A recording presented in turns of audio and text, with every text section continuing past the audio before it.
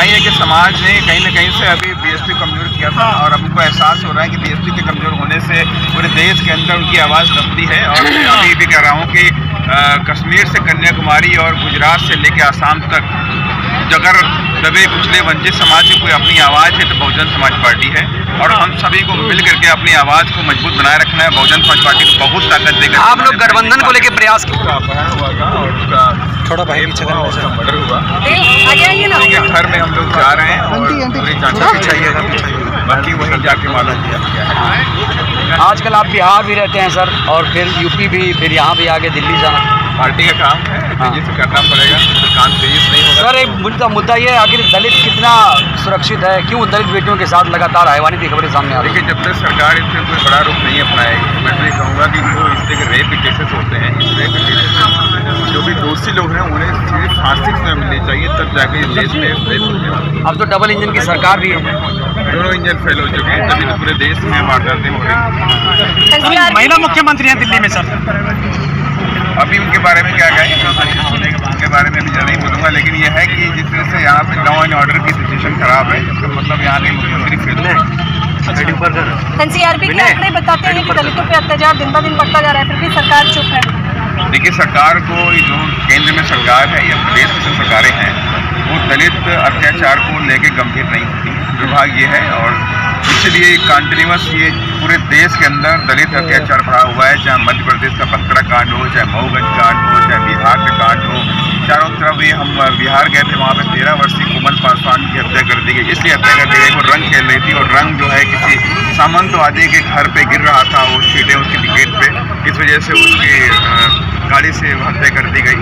इससे से कंटिन्यूअस पूरे देश के अंदर अत्याचार दिखाई पड़ रहा है और जो अपराधी किस्म के लोग हैं उनके हौसले बुलंद हैं, क्योंकि कहीं ना कहीं से तमाम सरकारें ऐसे अपराधियों को जेल से छोड़ने का काम कर रही हैं, तो उनके हौसले बुलंद हैं कि उनको लगता है कि मेरी सरकार है, मेरा कुछ बिगड़ने वाला नहीं है। लेकिन मैं उनसे कहना चाहता हूँ ये जल्दी ही ये समाप्त होगा और आज नहीं तो कल बीएसपी का राज होगा और हम कानून के द्वारा कानून का राज स्थापित करेंगे। बीएसपी का राज कैसे आएगा सर? बिल्कुल आएगा, आप सभी लोग मिलकर काम करेंगे तो बिल्कुल आएगा, कोई रोक सकता। सर निर्भया के लिए पूरे देश में मोमबत्ती लेकर लोग खड़े होते हैं, लेकिन दलित की बेटी के लिए रोड पे क्यों आ रहे लोग? मैंने पहले का नहीं, दुर्भाग्य दलितों के लिए कोई सीरियस नहीं रहता है कि उनको लगता है कि दलित समाज के बच्चों के साथ में कोई घटना घटती तो छोटी मोटी बात मान ली जाती है, उसको आए दिन ऐसे करके छोड़ देते हैं। लेकिन ये दुर्भाग्य देश का कि यहाँ पर दलितों की कोई वैल्यू नहीं समझी जाती है। लेकिन हम सबको समझना चाहिए कि हमें हमारी ताकत जो है उस ताकत को इकट्ठा करके आने वाले चुनाव में अपनी ताकत को सजा करके कहीं ना कहीं से कुछ भी ना कुछ करके हमें सरकार अपने। अभी सर एक बयान आया, जय भीम बोलने वाले क्रिमिनल हैं, बसपा क्रिमिनल है। ये पूरा देश जानता है कि बहुजन समाज पार्टी क्रिमिनल्स का सफाया करती है, क्रिमिनल्स को पकड़ के जेल में डालने का काम करती है। और ऐसे क्रिमिनल डरे हुए हैं और उनको ये सोचना चाहिए कि जिस पार्टी की सरकार वहाँ पे बनी हुई है, वहाँ के मुख्यमंत्री ने जेल के कानूनों में संशोधन करके तमाम अपराधियों को छोड़ने का काम किया था, तो खुद ही उनके क्वेश्चन उनके ऊपर उठ रहा है कि किस तरह की बातें कर रहे हैं। तो हमें लगता है कि ऐसे व्यक्ति का मानसिक कहीं ना कहीं से खराब हो गया। कल आपने एक बयान दिया कि बिहार में जब हम लोग बसपा आएगी क्रिमिनल का सफाया कर देगी। बिल्कुल, मैं अभी भी अपने बात में कायम हूँ और हमारे बहन जी हमेशा कहती हैं कानून के द्वारा कानून का राज स्थापित करेंगे और जब कानून का राज स्थापित करेंगे तो जितने गुंडे मवाली बलात्कारी। नहीं, आपने कहा सरकार बनाएंगे और 243 सीटें हैं, कितनी सीटें लाएंगे आप लोग? बिल्कुल तैयारी चल रही है, अभी तैयारी है नहीं, तैयारी बहुत तेज चल रही है। कंटिन्यूस हमारे कार्यकर्ता गाँव थानी जा रहे हैं और मोहल्ले जा रहे हैं और हमें एक अच्छा रिस्पॉन्स मिल रहा है। मुझे पूरी उम्मीद है कि बहुजन समाज पार्टी में सरकार बनाए। क्या बिना गठबंधन के मुमकिन है? अरे बिल्कुल मुमकिन है सर। मोदी जी ने कहा 2007 में हम बिना गठबंधन किया है तो मोदी जी ने कहा था कि मेरे दलित भाइयों को मत मारो, चाहे मुझे मार लो। उसके बाद से दलितों पर जो अत्याचार कम नहीं हुए सर देश में। क्या बताऊं, जब हाथ से बतवाते हैं, जब हाथ से कभी क्या मोदी जी कमजोर प्रधानमंत्री है क्या? बिल्कुल कमजोर है। फिर क्या सर, जो हमारे दबे कुचले वंचित समाज की रक्षा नहीं कर सकते तो ऐसे व्यक्ति जो भी देश की या प्रदेश की गद्दी बैठते हैं कमजोर कराते हैं। सर जब से बीएसपी चुनाव हार रही सर, जब से बताएं सर ये अत्याचार बढ़े हैं, क्या बहन जी कमजोर होने से ये अत्याचार बढ़े हैं दलितों पर? देखिए, ये तो सच्चाई है कि समाज ने कहीं ना कहीं से अभी बीएसपी कमजोर किया था और अब उनको एहसास हो रहा है कि बीएसपी के कमजोर होने से पूरे देश के अंदर उनकी आवाज़ दबती है। और मैं अभी भी कह रहा हूँ कि कश्मीर से कन्याकुमारी और गुजरात से लेकर आसाम तक अगर दबे कुचले वंचित समाज की कोई अपनी आवाज़ है तो बहुजन समाज पार्टी है, और हम सभी को मिल करके अपनी आवाज़ को मजबूत बनाए रखना है। बहुजन समाज पार्टी को बहुत ताकत देकर आप लोग गठबंधन को लेकर प्रयास क्यों नहीं करते सर? बिल्कुल नहीं। हम 2007 में मैंने कहा कि हम बहुजन समाज के अभिन्न अंगों को जोड़ करके हम अपनी सरकार बनाएंगे और उनके साथ आगे बढ़ेंगे। लेकिन सर जब से सर पीडीए मजबूत हुआ है, 37 सीटें आई हैं उत्तर प्रदेश में उनकी, तो दलितों पे अत्याचार बढ़ा है सर देश प्रदेश में। पीडीए क्या है? पिछड़ा दलित अल्पसंख्यक कैसा कहा जाता मैं है? इसको ये नहीं मानता। मैं तो इसको मानता हूँ पीडीए के माने होता है परिवार डेवलपमेंट अथॉरिटी। हाँ सच्ची बात है। पीडीए के माने परिवार तो डेवलपमेंट। 37 सांसद कैसे आ गए सर? परिवार के लोग हैं, वो तो जो हवा चली है, हवा चली जो हवा चली तो हवा में लोग बन गए। वो तो एक जो भी था उनका गुड लक कह सकते हैं, लेकिन अब वो हवा नहीं चलने वाली है। बहुजन समाज के लोगों ने मान लिया है कि लोगों ने हमें बेवकूफ बनाया। धन्यवाद। अब चलते हैं, हम लोग बाहर चलना है। आप बोल रहे हो कि एक सीट हमें दे दीजिए, हम आपका फ्री में प्रचार कर देंगे। क्या ये काशीराम साहब ने इस पार्टी को इसलिए बनाया था कि भाई आप अपनी बेइज्जती करवाओ, आप अपने हमारे समाज का जो इस पार्टी ने और बहन जी ने और काशीराम साहब ने स्वाभिमान हमारे अंदर जिंदा पैदा किया है, उस स्वाभिमान को हम किसी के चरणों में गिरा दे?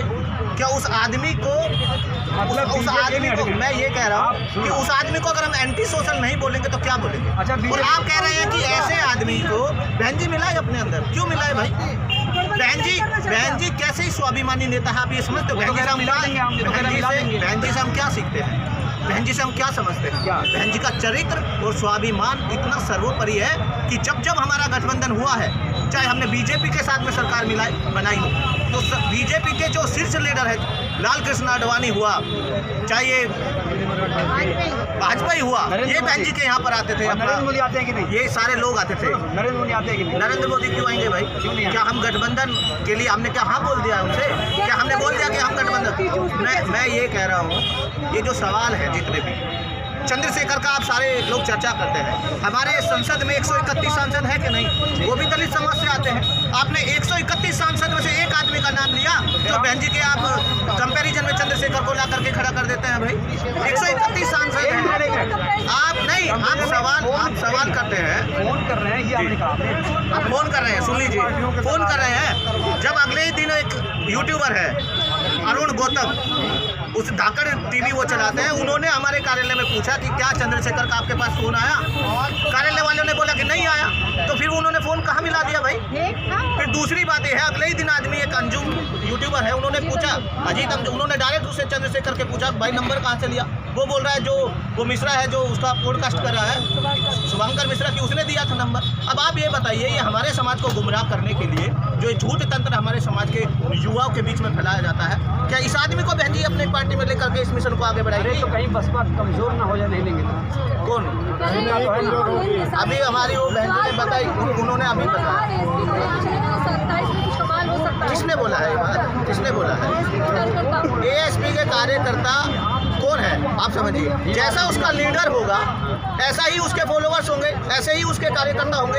अगर लीडर हमारा बिकाऊ है, लीडर का अगर चरित्र नहीं है तो उसके कार्यकर्ता कौन होंगे? गंभीर आरोप लगा रहे हैं। बिल्कुल है भाई। आप मैं नहीं लगा रहा हूँ, मैं नहीं